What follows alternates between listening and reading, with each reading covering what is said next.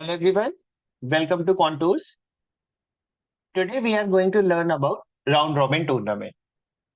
So basically round robin tournament होता क्या है? हम सबने आईपीएल देखा होगा। आईपीएल में क्या है कि हर टीम दूसरी टीम से मैच खेल रही है विदाउट कंसिडरिंग द फैक्ट कि भाई मैं जीत रहा हूँ या हार रहा हूँ, लेकिन मेरे लिए कुछ नंबर ऑफ मैचेस फिक्स्ड है। तो जिस टूर्नामेंट में मैं हारने पे एलिमिनेट नहीं होता हूँ उसको क्या बोलते हैं? Round robin tournament.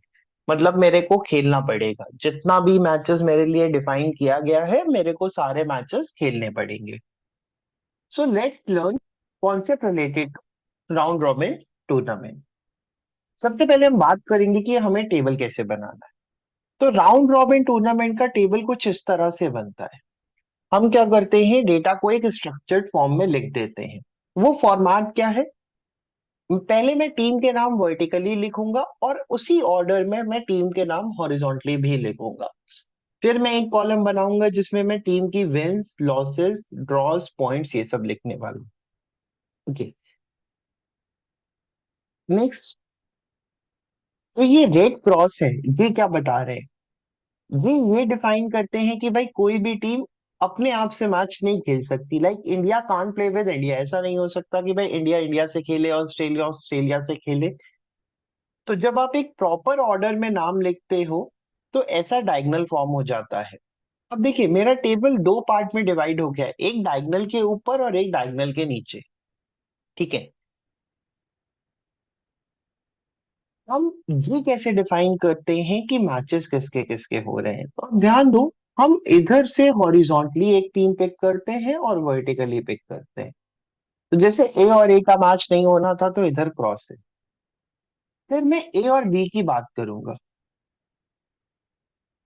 ठीक है। जब मैं बी को वर्टिकली लूंगा, ए को हॉरिजॉन्टली, तो मेरे को ये ए वर्सेस बी का मैच डिफाइन करेगा। फिर मेरे को ये वाला मैच क्या डिफाइन करेगा? A versus C. इस तरह से मैं सारे मैचेस देख सकता हूँ।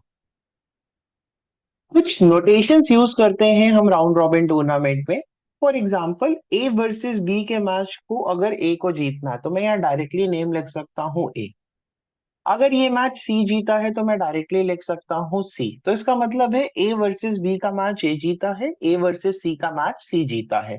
और अगर मैं यहाँ पे ड्रॉ लिखता हूँ that means A versus D का मैच ड्रॉ हुआ है। तो ये हमारा नोटेशन है राउंड रॉबिन टूर्नामेंट का। ठीक है। फिर मैं यहाँ मान लेता हूँ कि भाई ए जीता होगा और यहाँ मान लेता हूँ एफ जीता होगा। सपोज मैंने ऐसा कुछ लेट कर लिया। अब जब आप बी के बारे में बात करोगे तो देखो बी ये मैच क्या डिफाइन कर रहा है? आप बोलोगे भाई वर्टिकली ए आ रहा है। तो ये मैच भी क्या डिफाइन करता है? बी वर्सेस ए का मैच। लेकिन सपोज हमने लेट कर लिया कि हर टीम दूसरी टीम से सिर्फ एक बार खेल रही, तो वहां पे मेरे को ये मैच वापस से फिल करने की जरूरत नहीं है। तो जब हर टीम दूसरी टीम से एक ही बार खेलती है तो या तो हम डायगोनल के ऊपर फिल करते हैं या तो हम डायगोनल के नीचे फिल करते हैं। ओके, इस तरह से हम नोटेशंस यूज करते हैं। Second form of notation is कि डायरेक्टली मेरे को यहाँ पे WL ड्रॉ ऐसा कुछ लिखा मिलता है। तो देखिए आप रिजल्ट हमेशा हॉरिजॉन्टली देखते हो। जैसे ये क्या रिजल्ट बता रहा है कि ए वर्सेस बी का मैच ए जीता है। विन लिखा होने का मतलब ये win is for a. Loss लिखा होने का मतलब L is for loss. Loss लिखा होने का मतलब this loss is for a. कि ए वर्सेस सी का मैच ए हार गया है और ए वर्सेस डी का मैच ड्रॉ हुआ है। तो भाई मैच ड्रॉ हुआ है तो ड्रॉ हुआ है। ठीक है। तो जब आप मैचेस कराते हो तो ये भी एक तरह का ग्रुपिंग ही है। मेरे को एक मैच खिलाने के लिए बेसिकली दो टीम चाहिए। तो क्या मैं इसको ऐसे भी सोच सकता हूँ कि भाई छह में से कोई भी दो टीम खेल रही है? ठीक है। जरा हम थोड़ा सा number of matches, win losses इनके बारे में बात करते हैं। पहले मैं रैंडमली विन लॉसेस फिल कर दूंगा। सपोज मैंने क्या किया, ए वर्सेस बी के मैच में ए को जिता दिया, इधर भी मैंने ए को जिता दिया, ड्रॉ। इधर अपने ने ई को जिताया, इधर अपने ने मैच ड्रॉ कर। ठीक है। फिर मैंने बी वर्सेस सी के मैच में बी को जिता दिया, इसमें डी को जिता दिया, ये मैच मैंने ड्रॉ करा दिया, इधर मैंने बी को जिता दिया। सी के मैच में सी को जिता देते हैं, इधर ड्रॉ करा देते हैं, इधर एफ को जिता देते हैं, इधर ई को जिता देते हैं, इधर डी को जिता देते हैं, और फाइनली एफ को जिता देते हैं। मैंने रैंडमली विनिंग लॉसेस ड्रॉज बना दिए। अब जरा ए के बारे में बात करें। जब भी हम किसी प्लेयर के मैच देखते हैं तो हम हॉरिजॉन्टली नहीं देखते हैं, हमेशा वर्टिकली देखिए ताकि मैचेस मिस ना हो। तो जब मैंने ए के बारे में देखा क्रॉस, फिर मेरे क्रॉस से हमेशा राइट टर्न ले।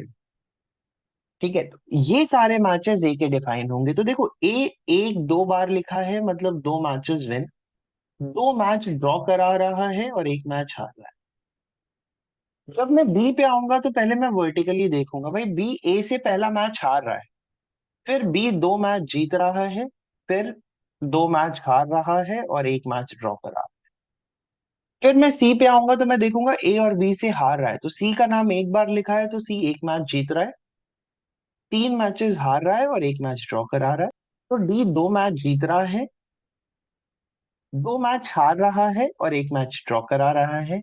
ई पे आएंगे तो हम देखेंगे ई दो मैच जीत रहा है, दो मैच ड्रॉ करा रहा है और एक मैच हार रहा है।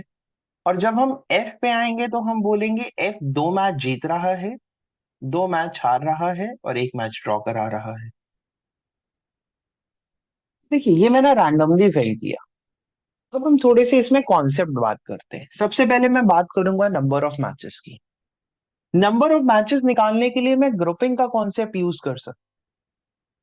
हम ये बोल सकते हैं कि भाई छह प्लेयर हैं, इनमें से कोई भी दो टीमों का मैच कराना है, तो मैं 6C2 से कितने मैच करा दूंगा, 6 × 5/2, 15। ये मेरे नंबर ऑफ मैचेस आ जाएंगे। ठीक है, इसी को थोड़ा एक्सटेंड करते हैं। 6C2 कब होगा, जब आप हर टीम को दूसरी टीम से एक बार खिला रहे हो। जब आप दो बार खिलाओगे तो ये डबल हो जाएगा। लाइक मैं डायगोनल के नीचे भी फिल कर सकता हूँ। तो आप क्या कर सकते हो, जितने टाइम्स खिला रहे हो उसका मल्टीप्लाई कर दो। ठीक है, फिर जब आप टोटल विंस देखोगे तो टोटल विंस कितनी आ रही है, आप बोलोगे 11।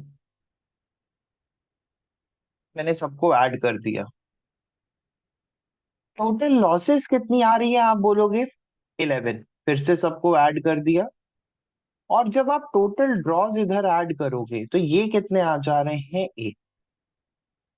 ठीक है, ये मेरे को टोटल ड्रॉज मिल गया। अब जरा थोड़ी चीजें इनसे रिलेट करते हैं। सबसे पहले मैं इनसे रिलेटेड फॉर्मूले दिखा। टोटल मैचेस क्या हो जाएंगे, K × NC2। NC2 अभी जो हमने बात की थी 6C2। ठीक है, फिर क्या है, total wins in the tournament is equal to total losses in the tournament. जितनी ही विंस होंगी उतनी ही पूरे टूर्नामेंट में लॉसेस होंगी। जैसे ए वर्सेस बी का मैच है, तो अगर ए वर्सेस बी के मैच में ए जीत रहा है तो बी हार भी तो रहा है। तो आप ए के विन के कॉलम में 1 लिखोगे और बी के लॉस के कॉलम में 1 लिखोगे, लेकिन मैच तो एक ही है। ठीक है, total draws in the tournament, ये चीज हमेशा इवन आएगी। ठीक है, जैसे आप ए वर्सेस डी का मैच देखो, जब आप ए के कॉलम में ड्रॉ में 1 लिखोगे तो डी के कॉलम में भी ड्रॉ में 1 लिखोगे, लेकिन ये मैच तो एक ही है।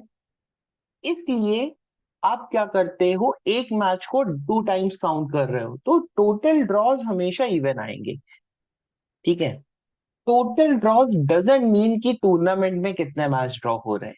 टोटल ड्रॉज हमेशा डबल होंगे जितने भी मैचेस एक्चुअल में ड्रॉ हो रहे हैं। ठीक है, तो इधर से मेरे को ये फॉर्मूलेस मिल जाते हैं कि total win is equal to total losses आ रही है, और total matches in the tournament is equal to total wins in the tournament plus total draws in the tournament by 2। जैसे मेरे को यहाँ पे 6C2 से पता लगा कि भाई 15 मैच होने वाले हैं, नहीं तो मैं काउंट भी कर सकता हूँ। फिर मैं बोलूंगा टोटल विंस कितनी है, आप बोलोगे 11 जो यहां से मुझे मिला, और टोटल ड्रॉस कितने हैं 8, और इसको अपॉन 2 करोगे तो कितना हो जाएगा, 11 + 4, 15 मैचेस। ठीक है, तो ये इस तरह से हम निकाल। अब हम बात करते हैं पॉइंट्स की। जैसे आईपीएल में देखा होगा कि आरसीबी वाले बेसिकली क्या कर रहे होते हैं, ऑलमोस्ट ऐसा होता है कि आरसीबी वाले बेचारे काउंट कर रहे होते हैं समहाउ भाई हमारी टीम पहुंच जाए, ये हार जाए ये हार जाए, तो वो पॉइंट कैलकुलेशन कर रहे हैं। ठीक है, हम लेट कर लेते हैं कि विन पे मेरे को 3 पॉइंट मिलेंगे, लॉस पे मेरे को एक भी पॉइंट नहीं मिलेगा, और ड्रॉ करने पे मेरे को 1 पॉइंट मिलेगा। ठीक है, देखो ये 2 मैच जीत रहा है इसका मतलब है 6 पॉइंट, हार रहा है तो 0, और ड्रॉ कर रहा है तो 2। तो ए के टोटल पॉइंट कितने हो गए, 8। बी 2 मैच जीत रहा है, 1 मैच ड्रॉ करा रहा है, तो टोटल पॉइंट कितने हो गए, 7। सेम वे सी एक जीत रहा है, एक ड्रॉ करा रहा है, तो टोटल पॉइंट 4। अगेन डी 2 जीत रहा है, एक ड्रॉ करा रहा है, तो टोटल पॉइंट 7। 2 जीत रहा है, 2 ड्रॉ करा रहा है, ई तो 8 पॉइंट हो जाएंगे। एफ 2 जीत रहा है, एक एक ड्रॉ करा रहा है, तो 7 पॉइंट हो जाएंगे। तो इस तरह से आप राउंड रॉबिन टूर्नामेंट फिल करते हो। अब देखिए क्वेश्चन थोड़ा सा अलग वे में पूछा जाता है। क्वेश्चन में आपको विन लॉसेस ड्रॉज डायरेक्टली नहीं दिए होते हैं, कि मेरे को हर मैच का रिजल्ट नहीं गिवन होता है। मेरे को थोड़ी सी इन्फो हो सकता है कि मैचेस की गिवन हो, थोड़ी सी पॉइंट्स की गिवन हो, या पॉइंट्स की गिवन हो मैचेस की गिवन हो, इस तरह से होता है। तो मेरे को आइदर वे प्रोसीड करना आना चाहिए। ठीक है, मोस्टली क्वेश्चन में पॉइंट्स गिवन रहते हैं और मेरे को बैक ट्रैकिंग करनी होती है। मेरे को नंबर्स को ब्रेक करके ये पता करना होता है कि भाई ये जो पॉइंट्स है ये विन लॉस ड्रॉ से कैसे बन सकते हैं। ठीक है,